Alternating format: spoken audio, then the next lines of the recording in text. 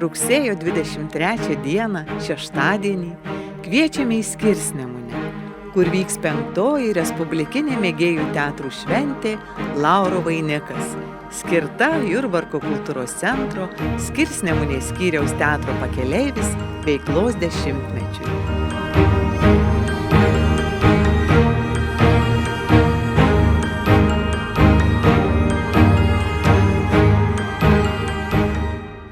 Nuo 12 valandos spektaklį apie vėles žemėj klajojančias pristatys teatras Labas. 13 valandą visus pakviesime į Rūtos Vasiliauskienės knygos Skirsnemunės teatras Pakeleivis 10 metų kelyje pristatymą. Nuo 13:30 matysite spektaklį Kokia laimė gyvent ir būt gyvam savaime. Apie tai pasakos Raseinių kultūros centro teatras Braižas.